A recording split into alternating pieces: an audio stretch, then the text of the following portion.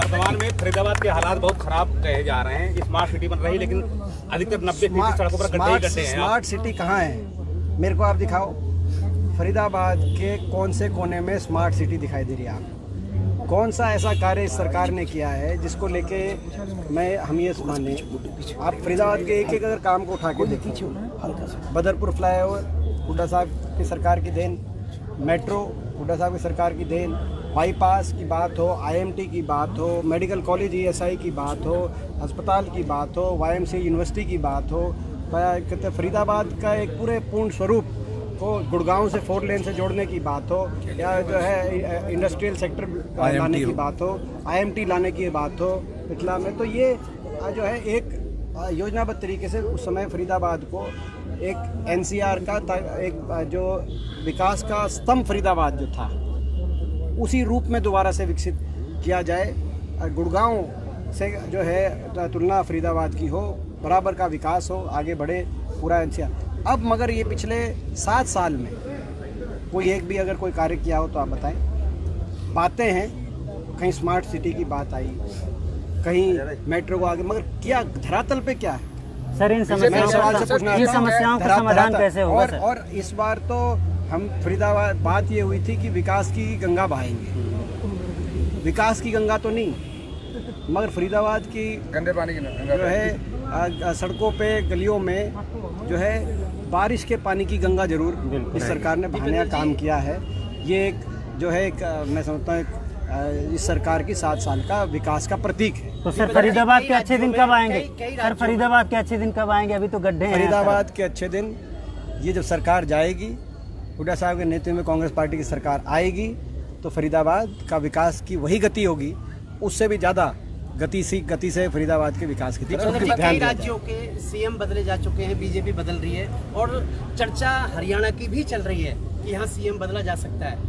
तो क्या मानते हैं कि यहाँ का जो CM कहा जा रहा है इन्हें भी दिल्ली बुलाया जाएगा, जैसे सबको बुलाया गया और भेज दिया गया उधर साइड में? वो तो कल गडकरी जी का बयान ही आया जी कि गडकरी जी का जो बयान है उसको उसी रूप में लेना चाहिए कि भाजपा तो, मगर जो है ये जो चर्चा चल रही है कि भाजपा का अंदरूनी मामला, हम इस पे कुछ नहीं व्यक्ति का टिप्पणी करेंगे, मगर ये चर्चा चलना प्रदेश के लोगों का विश्वास इन मुख्यमंत्री की कार्यशैली में कितना है या कितना नहीं है, वो दर्शाता है प्रदेश के लोगों का मौजूदा सरकार मुखिया के कार्यशैली में विश्वास नहीं। दीपेंद्र जी, अभी बीजेपी लगातार अन्नपूर्णा योजना चला रही है, 5 किलो गेहूं दे रही है। अगर कीमत देखी जाए तो 10 रुपये बढ़ती है, क्योंकि 2 रुपये किलो राशन डिपो मिलता है। 10 रुपये पे इतना प्रचार किया जा रहा है, एक आदमी को 10 रुपये देके गरीबों का पेट भरना है सब महीने के हिसाब से। ऐसा है, ये बीजेपी ये एक मार्केटिंग अपने जो है मार्केटिंग में बहुत ज़्यादा ये पार्टी उस लाइन पे चलती है। काम कट्टे का रेट है सर। देखिए, ये जो अब आपने देखा कि कट्टे में फ़ोटो छपवाई मोदी जी की खट्टर साहब, ये हमारे समय दाल रोटी योजना थी, तेल भी मिलता था गरीब आदमी को, सस्ता तेल, दाल, चीनी, वो सब चीज़ बंद हो गई। और जो है बंद करने के बाद ये कोई राशन प्रणाली कोई आज इनकी सरकार में स्थापित नहीं हुई है, ये तो राशन प्रणाली 1960 में स्थापित हुई देश में। राशन डिपो अगर आप ये कहेंगे भाई क्या बीजेपी ने नया आविष्कार किया राशन डिपो का, ऐसा नहीं। 1960 से गरीब आदमी को सस्ते में राशन मिले, ये एक प्रणाली हमारी food security public distribution system जिसको कहते हैं PDS सिस्टम, एक खाद्य प्रणाली रहती है, खाद्य सुरक्षा प्रणाली हिंदुस्तान के अंदर। हर सरकार ने उसको कुछ ना कुछ बढ़ाया है।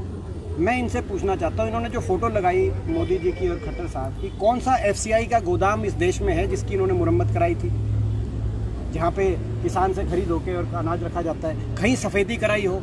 आप ये बता दें कि हमने उस फलाने गोदाम की नया गोदाम बनाया हो, कहीं कि हमने ये एक नया गोदाम बनाया है और इसीलिए हम ये फ़ोटो लगा रहे हैं। ये तो पुराने करे गए कामों को पे अपने इश्तिहार छपा के कोई ताजुब आप मत मानना कि आने वाले समय में जब आप अपने फरीदाबाद घर से बाहर निकलें तो जो सड़क है, पता नहीं कौन से सन में सड़क बनी, मगर उस सड़क पे आपको खट्टर साहब की फ़ोटो दिखे, राइट लें तो धनखड़ साहब की फ़ोटो दिखे, लेफ्ट दें तो आपको मोदी जी की फ़ोटो दिखे।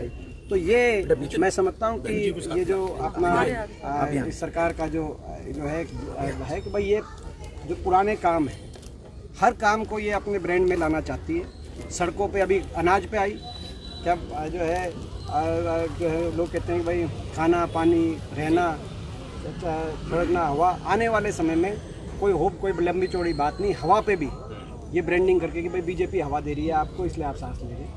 आपने देखा ऑक्सीजन तो दे नहीं पाए आपने ये इन सर इस सरकार कहा तो था हवा सर की वजह से कांग्रेस कोई नहीं सत्ता में तो नहीं है, लेकिन सिंगला वगैरह को क्या आप मैसेज देंगे ये लोग पब्लिक की किस तरह से मदद करें?